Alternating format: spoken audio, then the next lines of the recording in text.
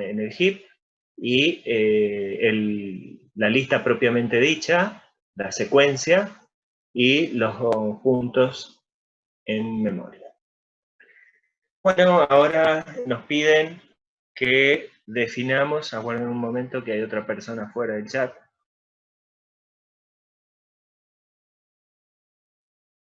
Okay. Nos piden que definamos una clase persona que tiene DNI, nombre, string, apellido, sueldo, constructor init, el str para devolver un string, mostrar datos y get sueldo. Y dice que para un conjunto de 20 instancias de la clase persona, mostrar el apellido, nombre y sueldo del empleado de mayor sueldo, suponer único. Los empleados se ingresan por pantalla, se almacenan en una lista como referencias a objetos, y calcular el sueldo promedio y mostrar los datos de las personas que tienen el sueldo mayor o igual al sueldo promedio.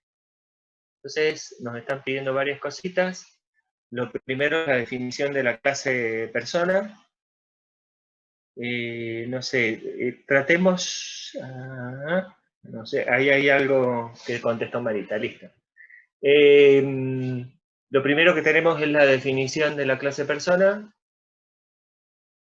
con sus atributos, el constructor que recibe como único parámetro por defecto el sueldo, todo lo demás se lo debemos proveer, la función getSueldo, o el método getSueldo, el método str que devuelve una representación string de una persona, solamente el nombre y el apellido, y mostrar datos que devuelve todos los datos, usando esta salida con formato.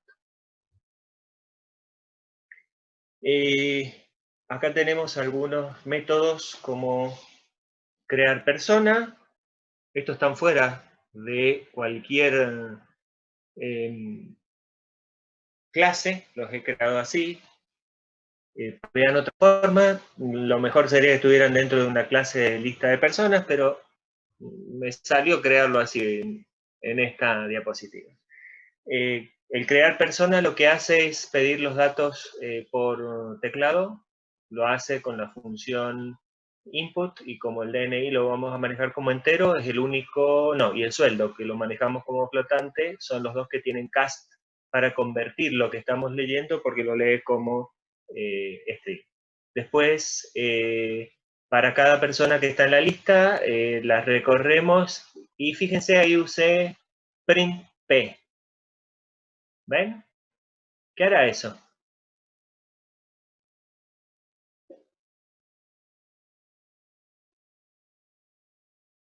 Recordemos, miremos la clase persona. ¿A qué método de aquí llama? A str, perfecto. Perfecto. Llama a str porque es el que provee una representación e internamente, como devuelve un string, lo llama print. Perfecto. Entonces lo que está haciendo ahí es mostrando a la persona, la crea, la muestra y la agrega a la lista. Con esto calculamos el sueldo máximo y les dejo lo del promedio para que lo hagan ustedes. Hemos recorrido la lista haciendo uso de la forma tipo arreglo, donde la recorremos con un subíndice. Y guardamos el máximo, es lo que devolvemos. Ese índice es el que usamos acá para obtener la persona que está en esa posición, que se muestre, dice, la persona que posee el mayor sueldo es, en este lugar va a salir el str de persona, y el sueldo es, y a la lista le aplico getSueldo. Ya que está medio resuelto el ejercicio. Esto tiene que ver con algunos de los... Una pregunta aquí en el grupo. Cuando no les encontraba Matt, no me acuerdo quién era, el que tenía el problema, Python trabaja con dos formas de agrupar funciones, clases. Una de ellas son los módulos y la otra son los paquetes. Los módulos, entonces, en Python es una forma de agrupar funciones, métodos, clases y datos que se relacionan. Un módulo es un archivo que es extensión PI, como lo dice Ahí. Dentro de un módulo, el nombre del mismo está representado por una cadena que se llama name, es una variable global. ¿Ven cuando pregunto en los programas principales if name igual a main? Bueno, estoy haciendo referencia al módulo principal. Si estoy dentro de un módulo, el name me devolverá el nombre del módulo. Python viene con una biblioteca de módulos estándar, que era lo que yo les decía ayer, cuando les decía que ejecuten este comando en la ventana de comandos y van a ver todos los módulos que están, busquen el módulo a ver si está. Entonces hay una biblioteca estándar de módulos que se llama referencia de la biblioteca de Python. Algunos módulos se integran con el intérprete, estos proveen acceso a operaciones que no son parte del núcleo del lenguaje, pero están integrados, tanto por eficiencia como para proveer acceso, por ejemplo, al sistema operativo. Pueden acceder desde con llamadas a través de las funciones que proveen los módulos. El conjunto de los módulos es una opción de configuración que depende de la plataforma. Acá les muestro algunos de los módulos que vamos a usar. Por ejemplo, esto permite definir el módulo ABC, permite definir clases abstractas. Eso de las PEP ya vemos qué es. Hubo una pregunta de una profesora que está en el chat que era una PEP alguna vez. No voy a decir el nombre, pero vive en Posito. CSV, lectura y escritura de archivos delimitados por un carácter. Datetime sirve para manejo de fechas y horas. Esto sirve para manejar el garbage collector, que veíamos que con el conteo de referencias y los tipos de datos inmutables había mucha memoria desperdiciada, entonces de vez en cuando hace falta invocar al garbage collector. I/O se refiere a entrada-salida para archivos, por ejemplo. JSON para archivos con esa extensión.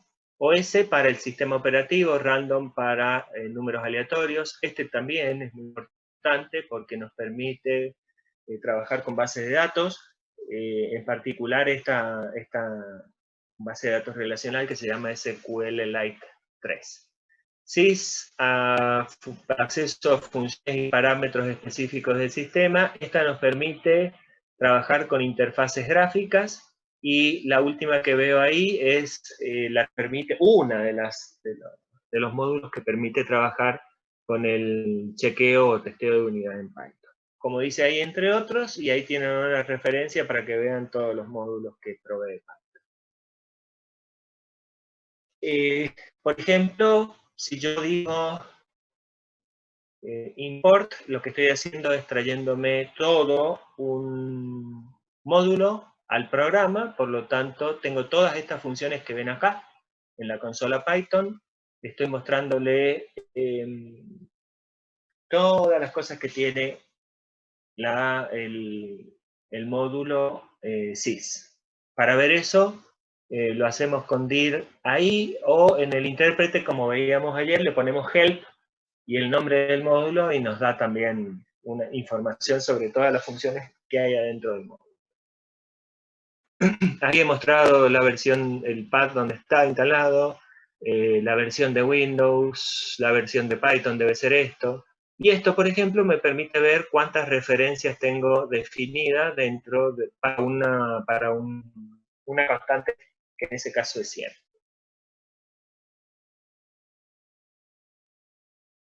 La forma de crear un módulo es ponerle nombre a un programa. Nosotros ya lo hemos hecho. Ya les dije esto, lo vamos a ver un poquito más adelante, cuando creamos la clase punto. Escribí en ese archivo todo lo que todo lo que hacía referencia a punto, es decir, la clase y sus métodos, y sus atributos, obviamente. Y a eso lo llamé clase punto. Entonces, una vez que ya lo escribí, lo guardé, lo puedo usar en otros lugares haciendo import, como lo he hecho acá, import clase punto. Entonces puedo mirar qué es lo que hay adentro de clase punto. Clase punto tiene estas cosas. Dijimos que todas las clases derivan de un ancestro común, por eso aparecen cosas que aún no conocemos, pero están los que yo le definí, que están acá abajo, que es getX, getY, mostrar, mover, setX y setY.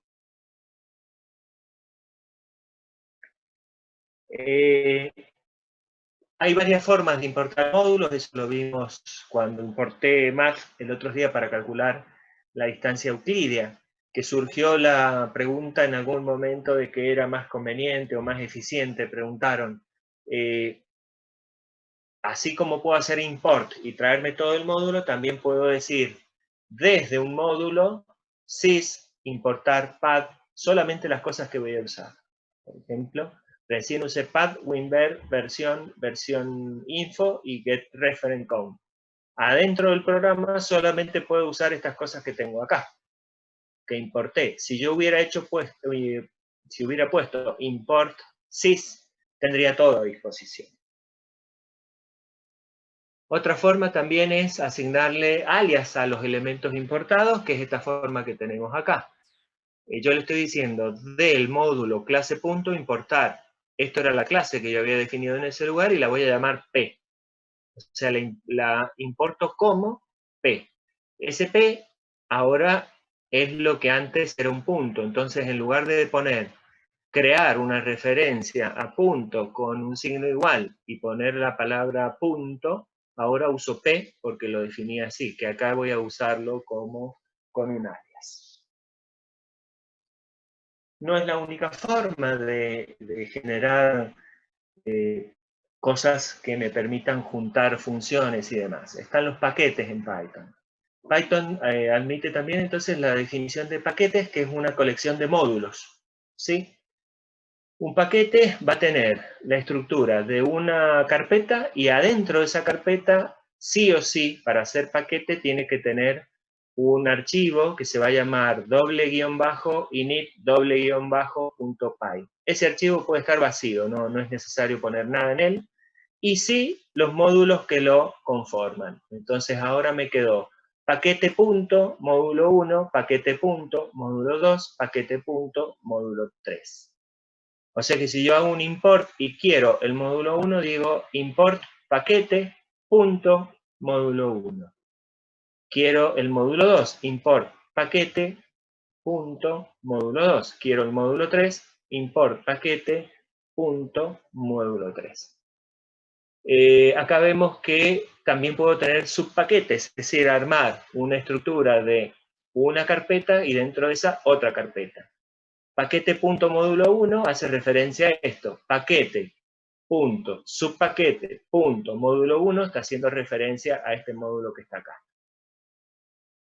También pueden quedar módulos por fuera, como hicimos recién. Entonces puedo tener módulo 1 por fuera de todos los paquetes, dentro del paquete, el primero, tener módulo 1 y dentro del subpaquete tener módulo 1. Entonces, por ejemplo, podría hacer cosas como import paquete módulo 1, import paquete subpaquete módulo 1 y también podría ser import módulo 1.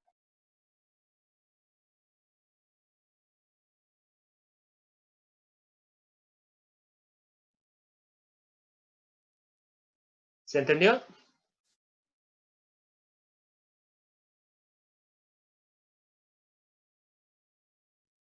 Pareciera que nadie escucha o nadie...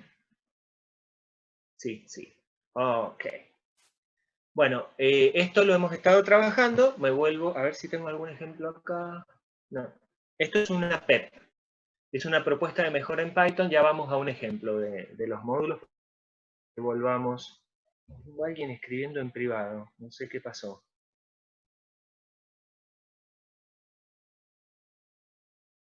Bien.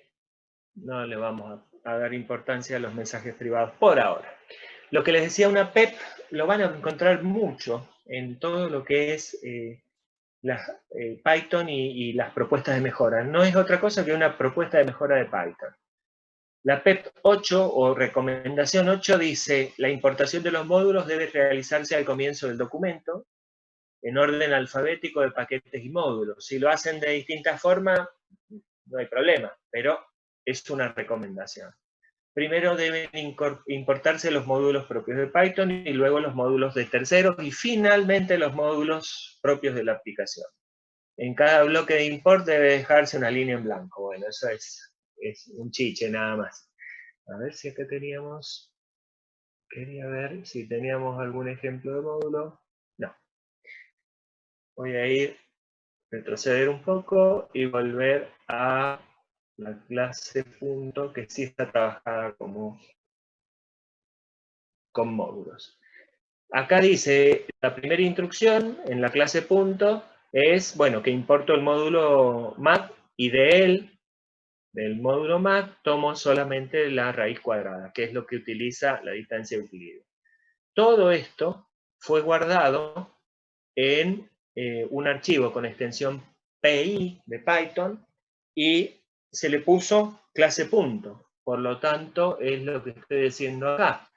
Constituye entonces el archivo anterior un módulo que se llama clase punto. Entonces, de la clase punto estoy importando la definición de la clase punto, por lo tanto, todo lo que haga acá adentro va a poder usar a la clase punto y a los objetos de la clase punto.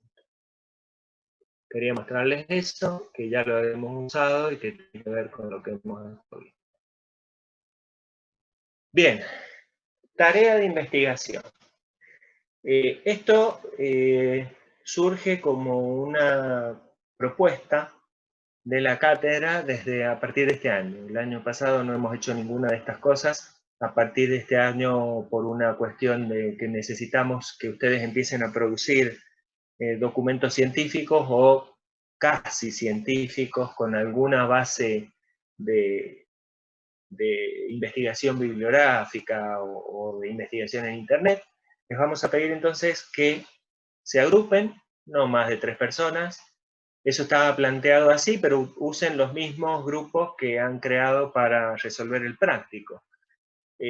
Van a tener que hacer una búsqueda en buscadores académicos, en el sitio oficial de Python. No se admite Wikipedia acá. Si es académico, no se admite Wikipedia. En donde encuentren información sobre las listas de Python y los distintos métodos. Deben respetar que deben generar un informe con esa tipografía de DCI, Arial de 10 puntos, y los títulos deben ir en negrita y el código en cursiva. La presentación tiene que tener los siguientes elementos: una portada, una introducción, palabras clave, un desarrollo, conclusiones y bibliografía. El apartado de desarrollo debe incluir teoría y ejemplos con el código debidamente chequeado y comentado. Las referencias bibliográficas deben estar en una sola norma. Pueden elegir entre las normas APA y la IEEE. Esto lo pueden buscar en Internet. ¿Qué significa cada uno? Y deberá contener al menos 2 referencias bibliográficas. Esto lo van a tener que subir en las próximas 2 semanas. Deberían estar entregándolo para el jueves que viene, no, para el otro. Subido en la plataforma de alguna forma o enviado al correo de los profesores, etc. ¿Qué queremos? ¿Qué estamos buscando? Que me ha tocado evaluar muchas becas. Bueno, no tantas, hay profesores que evalúan muchas becas. En donde se ve que en otras carreras, por ejemplo, biología, tienen mucha experiencia en escribir los chicos artículos científicos. Entonces, esto lo que busca es que se introduzcan en el ámbito de escribir artículos científicos. Habrá quien se dedique a la ciencia y habrá quien se dedique a ser un empresario exitoso. Dios dirá, nadie sabe cuál es el futuro de cada uno de ustedes. Pero la idea es que aprendan a escribir artículos científicos.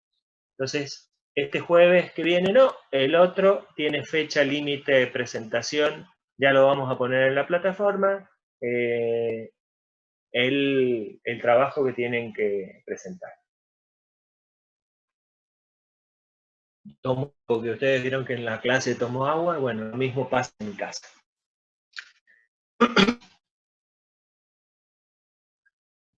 Bien, ¿todo bien? ¿Me siguen? ¿A qué se refiere con palabras claves? Preguntan.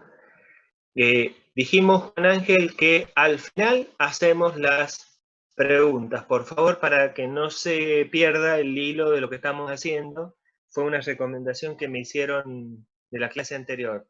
Lo puse en el grupo de WhatsApp, ¿sabes, Juan? Así que al final contesto, o al principio de la otra parte, porque acuérdense que esto corta y no me avisa cuando va a cortar, así que trataremos de que al principio miro lo que escribieron acá y si hay alguna duda la contesto.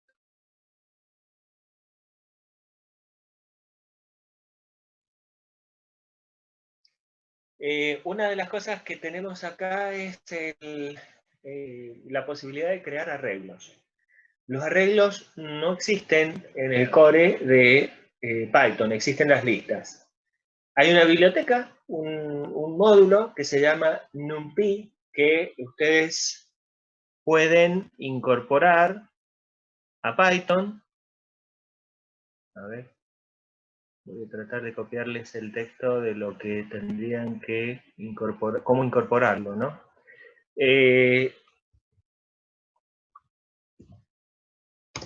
Ahí lo tienen en el chat. De esa forma se incorporan bibliotecas o paquetes o módulos que no vienen. Ah, se lo contesté a una persona porque me escribió por privado. Todos tengo que poner. Bueno, son los gajes de esto que es nuevo para muchos de nosotros. Ahí está, ahí fue a todos. Lo que hacemos es incorporarlo porque no lo trae.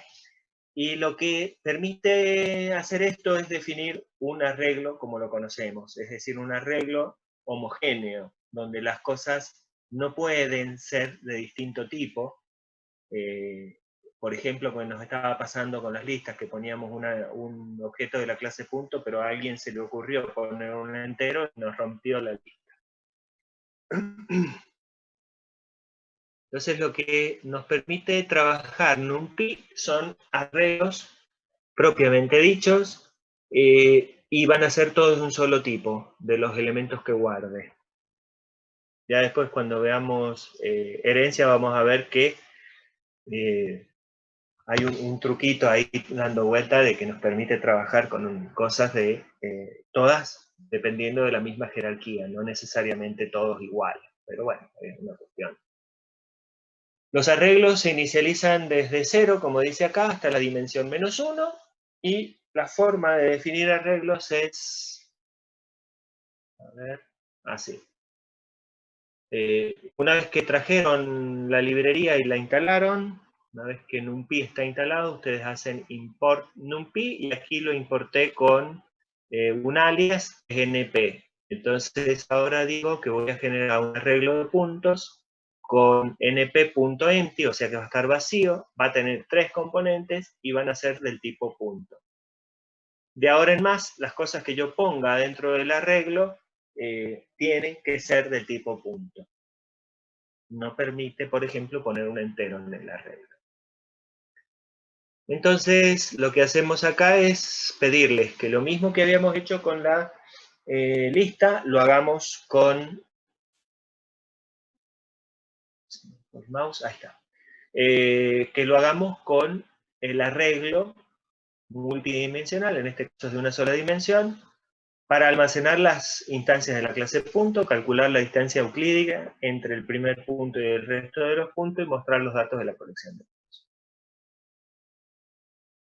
La clase punto ya la tenemos definida, la importamos NumPy, y acá viene la definición del arreglo. Le he agregado algunas componentes, ya que es un arreglo, necesitamos saber cuántos tenemos, necesitamos saber la dimensión inicial. ¿Para qué era esto? Dimensión igual a dimensión. Ya vamos a ver para qué lo usaba. Por acá debe andar, por acá debe andar. Debe ser el tamaño inicial del arreglo, para decir cuántos elementos iniciales tiene el arreglo y el incremento que se va a inicializar. Si no le digo este parámetro, cuando se llene el arreglo se va a pedir espacio para 5 elementos más. Es lo que estamos haciendo. Entonces en el constructor recibimos el parámetro dimensión incremento, se crea el arreglo, cantidad vale 0 porque no tiene ningún elemento guardado, y dimensión guarda el tamaño inicial del arreglo. Cuando agregamos puntos, chequeamos. ¿Hará falta chequear si pertenece a la clase punto?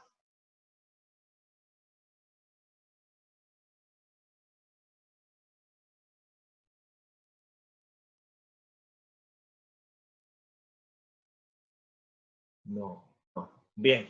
Si quieren que el programa falle, ¿quieren que el programa falle? Siempre. Bien. Acá, si ustedes no chequean, obviamente el programa cuando compile va a determinar si el tipo de datos que le estoy poniendo acá adentro pertenece o no compile. Cuando lo compile el intérprete, o sea, cuando las instrucciones lleguen a este lugar. Si no le puse un objeto de la clase punto y no chequeé nada, evidentemente acá cuando lo trata de poner adentro del arreglo, que es esta instrucción, le dará error al intérprete y el intérprete me avisa. Si quiero estar seguro de que las cosas que yo ponga acá adentro pertenecen a la clase punto, se debería seguir chequeándolas para que no haga nada de esto, sino pertenece a la clase punto. Programo a la defensiva, como les dije, ¿sí? O sea, no lo chequeo acá arriba, por lo tanto, necesito, no lo chequeo como parámetro formal, necesito chequearlo acá adentro, para no hacer nada de esto si no pertenece a la clase punta. Siempre, muy bien, Andrés. Bueno, esto devuelve el punto que hay en la posición indicada por índice. Muestra los objetos que hay en la colección, y la calcular distancia es lo mismo que hacíamos anteriormente. Entonces, hay un testeo, hacemos lo mismo, fíjense que utilizo el mismo código para testear, y en el programa principal generamos el arreglo de puntos con dimensión 3, o sea que tiene 3 elementos al principio, y que crece de a 10. Esta parte de acá es la del crecimiento. Cuando cantidad alcanza a dimensión se le asigna el incremento que tiene. Incremento, viene por acá. Es este atributo, que por defecto vale 5. Acá no está guardado el incremento, ¿ven? Ahí hay un error mío. Arreglo las diapositivas después de la clase y se los subo nuevamente. Porque incremento viene y nunca se guardó acá, en el constructor. Bien, mala mía, pero como está inicializado allá, lo incrementa de 5. Yo había pedido de a 10 allá. Flor, el programador que tienen ustedes como profesor. Y luego de incrementar la dimensión, lo que hace es un resize del arreglo para obtener más espacio. Cuando se llene, inicialmente va a tener 5, la dimensión viene en 3. Cuando se completen los 3, le va a agregar 5 elementos más, o sea, va a tener 8 la dimensión. Tengo a alguien fuera del chat de la clase. Ok. Bien. Seguimos. Esto es lo que hubiera una representación de objetos y algo de memoria. Si se pide es esto. Inicialmente, datos tiene 3 de dimensión, ninguno apunta a nada, y luego de que se le agregan los elementos, este arreglo tiene 13, suponiendo que le hubiéramos vuelto a dimensionar con 10 más, sería, ¿no? En el caso de que, como la diapositiva anterior, me olvidé de guardar ese incremento, estaba en 5, por lo tanto serían 8 acá en lugar de 13, y esto sería un 8. Esta sería la disposición final de memoria. Todos los elementos acá, como les dije, en el arreglo son todos del mismo tipo. ¿Alguna duda?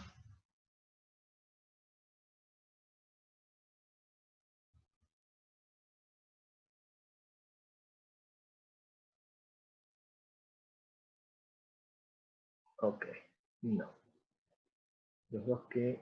Yo, dice Marita. No, ¿cómo yo? Marita, dale. No, es una aclaración, Manuel. respecto del resize, que hay chicos, como también está en otros lenguajes, todo el resize, toman como hábito de crear el arreglo de un componente y cada vez que agregan, hacer resize. No hay que hacer abuso de los resize en los arreglos. O sea, que tengan en cuenta eso. Ok, gracias Marita. ¿Entienden el por qué? O sea, si nosotros estamos de hacer resize, estamos de ir a memoria a pedir espacio nuevamente. Por lo tanto, tamaño inicial, yo le puse 3 al tamaño inicial, pónganle un tamaño inicial acorde a lo que ustedes creen que va a tener el arreglo, y después el resize llamarlo en la excepción, no que la excepción se convierta en una regla permanente de llamar al resize. Eso es lo que dice Marita. Gracias, Marita. Bueno, con esta parte estarían en condiciones de resolver bastantes ejercicios. La idea es introducirlos en lo que es el procesamiento de archivos que tienen formato libre. Ustedes en programación procedural han trabajado con archivos que no tienen formato libre, tienen un struct que los representa y guardan y leen con el struct. Hoy en día es muy común encontrarse, si ustedes lo buscan, por ejemplo, todo lo que es COVID, busquen archivos para ciencia de datos y van a encontrar varios repositorios. Y en repositorios lo que hay son archivos separados por coma, como se los conoce. Son los archivos conocidos como CSV, un tipo de documento en formato libre que permite definir las columnas y los datos en sí van separados por coma, por punto y coma. En realidad un separador. Después uno le dice cuál es el separador para entender en cada uno de los elementitos que representan a cada una de las columnas del archivo. Esto se habla de columnas porque es muy común abrirlos en un Excel o en alguna planilla de cálculo. Entonces, cuando ustedes leen la primer componente, representa la primera columna. La segunda componente va a estar separada de la primera por una coma, por un separador, por un tab, por un punto y coma, y se van a encontrar con la segunda columna de la planilla. La idea entonces es introducirlos en el manejo de este archivo, de este tipo de archivos, porque es muy común usarlos hoy en día. Son fáciles de transportar y demás porque son archivos texto. Lo que nosotros vamos a hacer es guardar y recuperar en esos archivos el estado de los objetos, es decir, los valores que tienen los atributos de los objetos en un momento determinado. Los archivos con formato libre en Python van a tener más o menos esta estructura, ¿no?, de procesamiento. Abrir el archivo lo van a hacer con una instrucción open, entre paréntesis van a poner el nombre con el que está guardado en el archivo, en el disco.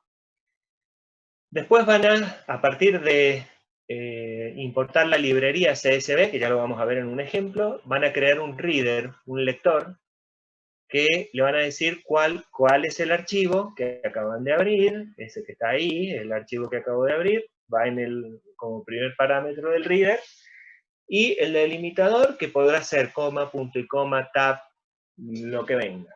Se los conoce como separados por coma, pero pueden tener un delimitador distinto. Y después, por cada fila del reader, procesar y hacer algo. Y el cierre del archivo, no se olviden de cerrarlo para que no quede el archivo abierto.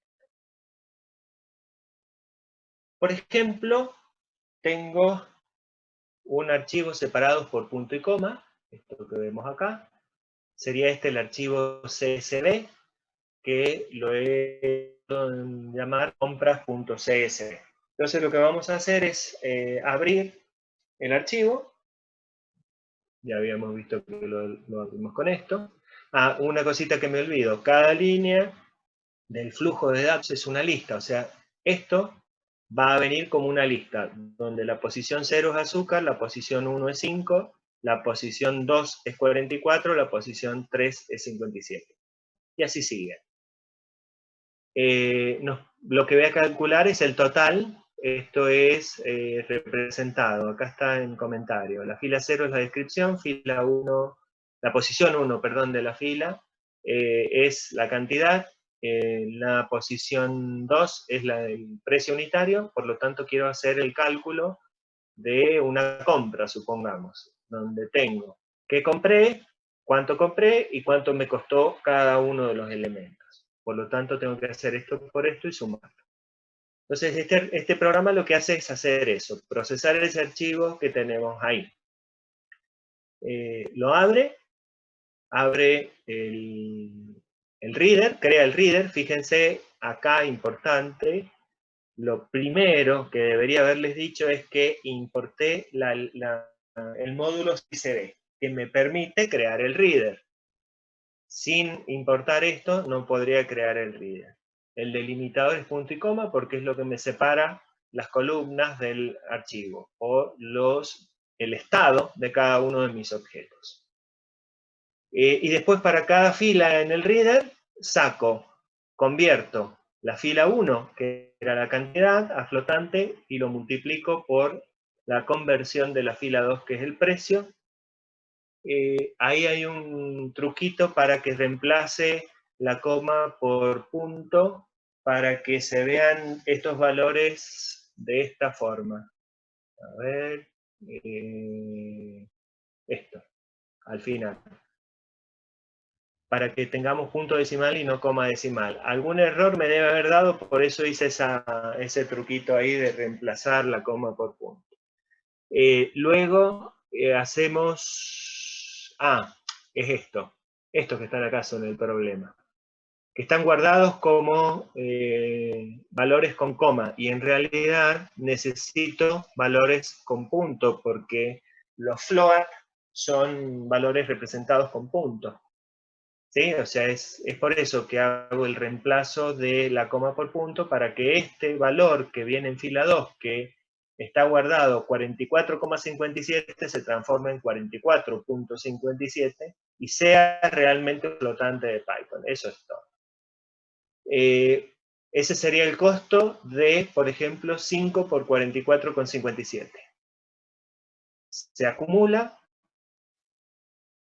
Y línea completa, ¿qué dice allá? A línea completa le agrega el importe total y la muestra a la línea. O sea que lo que estamos haciendo es, a esto que nos había formado la lectura en el reader, esto que tenemos acá, fila, es esto. Azúcar 5, 44,57. Lo dijimos acá arriba que las filas del archivo devuelve como una lista.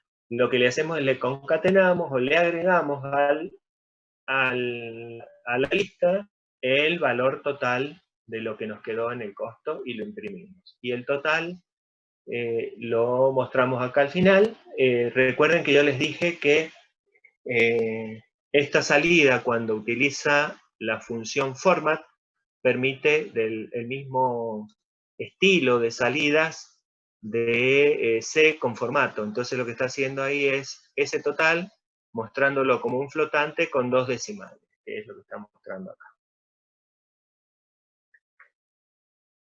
¿Qué viene? Bien. ¿Preguntas? ¿Alguna duda sobre esto?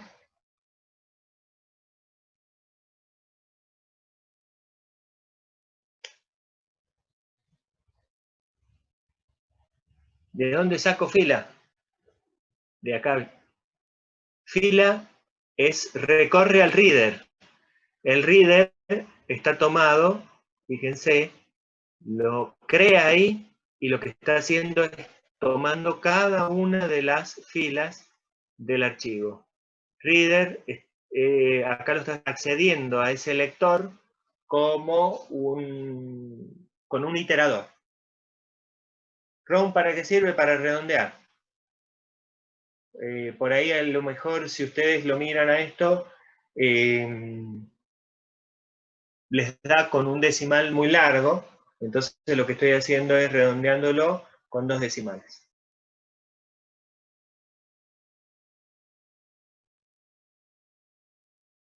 ¿Alguna otra pregunta? Pero ¿cómo sabe Profe, Python que la fila se refiere a la fila del archivo? Ah, porque acá los vinculó. Acá le dice, archivo lo abre, y el reader toma el archivo. Santiago, ¿estás viendo lo que yo te marco?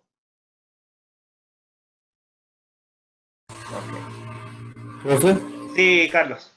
una consulta.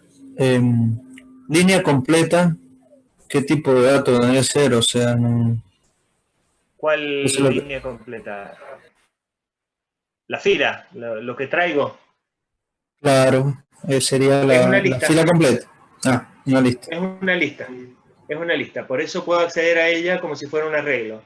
Fila sub 0 tiene en este caso la descripción del producto. Fila sub 1 tiene la cantidad y fila sub 2 tiene el precio.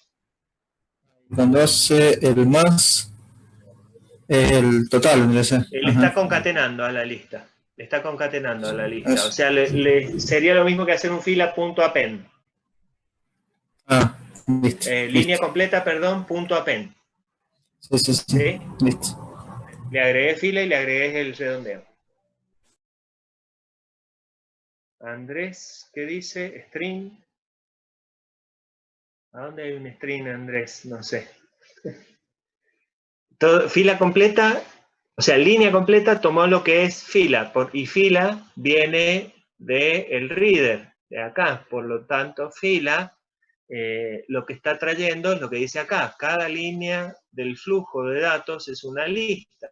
Fila es una lista, fila acá es una lista, le concatena a la lista el costo de multiplicar el valor, perdón, la cantidad que compró y el precio unitario.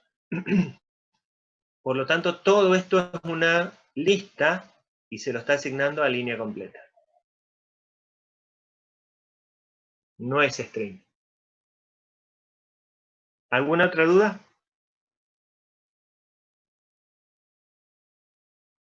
Para abrir ese archivo en específico, el archivo debe estar en la misma carpeta que el programa y acá puede ir camino. Este archivo en ese momento sí está en la misma carpeta que el programa, pero puede ir un path, un camino. Entonces vos podés decir c puntos barra y lo que sea. ¿Te confunde el for, Santiago? ¿Qué es lo que te confunde? Si le saco el verde, ¿no te confunde o sí te confunde? El fila vendría siendo como el indizador. No, no es el indizador. Es un elemento. Fíjate, a ver, voy a volver un poquito para atrás. A ver si tengo, acá tengo en range, no.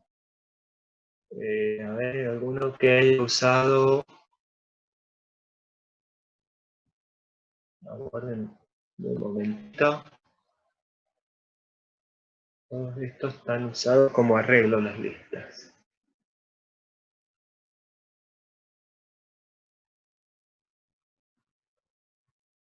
Acá. Santiago, fíjate acá en mostrar puntos. Punto, in self puntos. O sea, está diciendo, para cada punto, en lo que hay acá. Lo que hay acá, en ese momento es una lista, pero podría ser otra cosa. Esto se llama acceder con un iterador, ¿sí?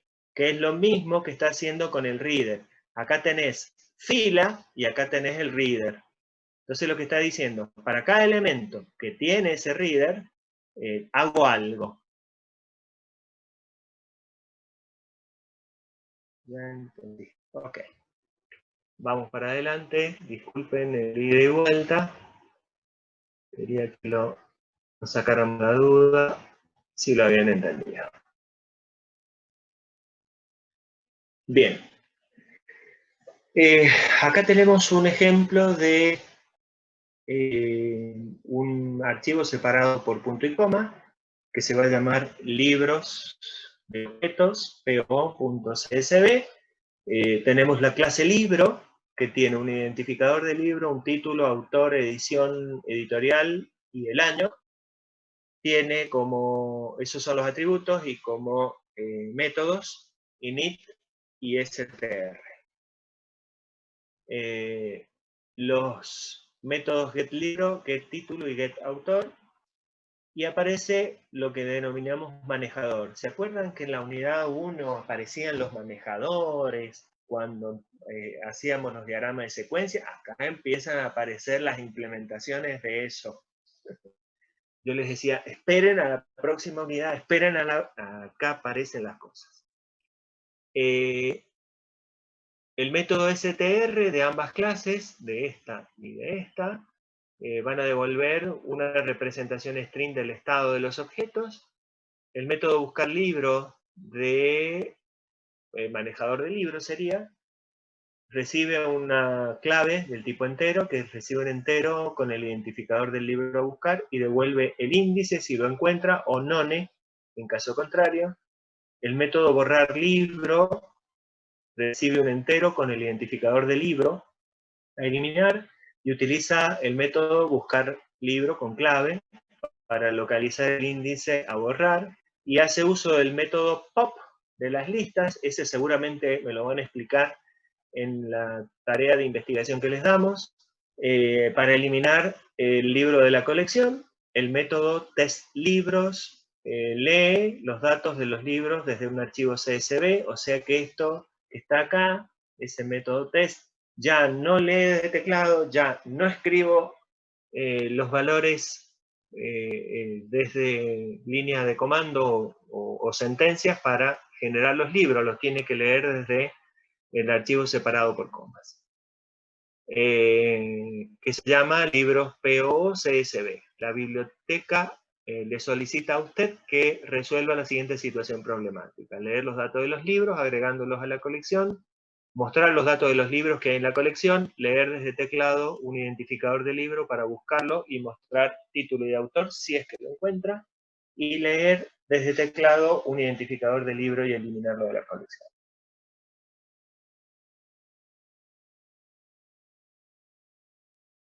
Una solución posible a esto sería, por ejemplo, así generalmente vienen los archivos CSV, con una primera línea que tiene una identificación de cada una de las columnas que tiene el archivo. Entonces, por ejemplo, este archivo CSV tiene como primer columna identificador de libro. 1, 2, 3, 4, 5 y 6 son los valores para este atributo. Título: Master in Object Learning, Python 3, Python for Absolute Beginners, Programming in Python y Beginning in Python. Autor: Stephen Lott, en este Mark Lutz, en este Dusty Phillips, etc. La editorial, la editorial es Pack Publishing y el año 2019, ¿sí? ¿Se entiende? O sea, hay una primera línea que nos identifica de qué se trata cada uno de los atributos que están separados por coma, en este caso por punto y coma. Se los explico porque esa línea, si lo vamos a procesar de la manera que vimos recién, esa línea hay que obviarla, esa no hay que leerla, porque no nos sirve de nada a nosotros. Entonces teníamos la clase libro que tiene estos atributos. Acá he abusado, porque me quedaba muy largo el código y no me iba a caber en pantalla. Previo a esto debería estar ID del libro, la declaración de los atributos. Bueno, en Python se pueden declarar en el mismo constructor. No es lo que les vamos a permitir a ustedes. Ustedes deberán escribir los atributos con el doble guión bajo previo a la declaración de todas de los métodos. Esto está permitido, pero no es lo que pretendemos. Queremos que separen bien atributos de métodos. Entonces van a tener que poner primero los atributos y después los métodos que acceden a ellos. Nos pedían una función str para mostrar, esta es otra forma de salida con formato. Hemos visto el print, con dos formas para mostrar datos, y ahora les muestro otra más. Esta también es con formato, donde ponemos todos los porcientos que queramos mostrar dentro de un par de comillas, 1% y entre paréntesis todo lo que va a cada uno de estos lugares. Entonces, lo primero que va es el identificador del libro como string, lo segundo es el título del libro como string, y así sigue. El método getLibro, creí haber visto algo en la pantalla, no. GetLibro devuelve el getIDLibro devuelve el identificador, título devuelve título, autor devuelve autor, edición devuelve edición, y editorial devuelve editorial. El manejador de libros, lo mismo que recién, acá debería estar el atributo lista libros, por una cuestión de espacio, y que ya había hecho el otro así, lo obvié, pero esto debería estar acá arriba. Entonces el init no recibe parámetros y lo único que hace es inicializar la lista vacía. El agregar libro ingresa un libro a la colección. El buscar libro, acá utiliza una cosita que viene con los enumeradores. Un enumerador es un par clave-valor. Eso lo habíamos visto cuando vimos locals, los clave-valor. Un enumerador lo que hace es transformar a la lista de libros en clave-valor, ¿sí? El índice y el libro propiamente dicho de la lista.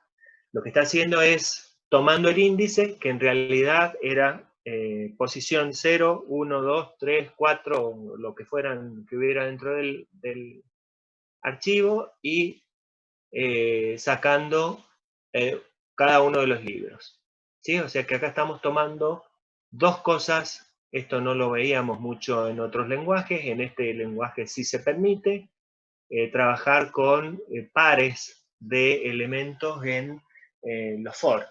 Lo que está haciendo entonces es enumerar la lista de libros y decir 0 corresponde al libro y todos los datos del libro. El 1 corresponde a todos los datos del segundo libro que hay en la colección.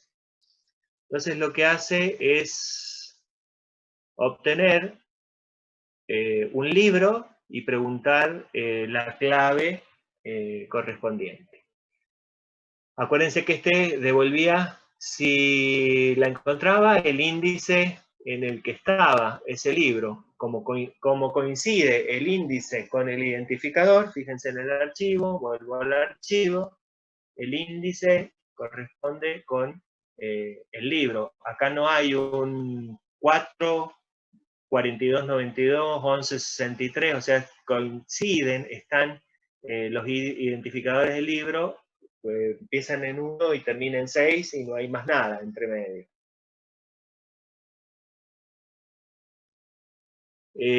Entonces lo que acá me devuelve es la posición dentro del arreglo si lo encuentra. Borrar libro, les dije que si usaba el buscar libro con un índice, si el índice es distinto de none, que es el tipo de datos nulo, si no es nulo, lo que hace es usar la función pop que dijimos que íbamos a usar para eliminarlo de la lista. Y la función str, fíjense lo que puede hacer una función str cuando se trata de una colección: armar un string con todos los libros de la colección. Entonces lo que hace esta str es recorrer la colección buscando armar un string. Fíjense, inicializa un string vacío y concatena con /n al final para que cada libro quede en su respectiva línea. Y el str del libro ya lo habíamos visto en la diapositiva anterior, acá. El str del libro devolvía un string donde estaban el identificador, el título, el autor, la edición, la editorial, etc. Entonces lo que está haciendo esto es devolviendo en un único string todos los libros. Tengo a alguien fuera. de la reunión. No se ha cortado hoy día, llevo más de 40 minutos. Qué bueno. Bien. El programa principal crea el manejador de libros, carga los libros en memoria, esto era la lectura. Uy, no lo vi a ese, acá. Acá está, este me había olvidado mostrárselos y explicárselos. Bueno, hacíamos lo que dijimos que teníamos que hacer, abrir el archivo, crear el reader, vinculando el archivo, recuerden que va acá la vinculación, y que el delimitador es punto y coma. Bandera igual a true, ya vemos para qué la usamos. La bandera la usamos para saltar la cabecera. Si la bandera está en true es porque todavía no procesé la cabecera.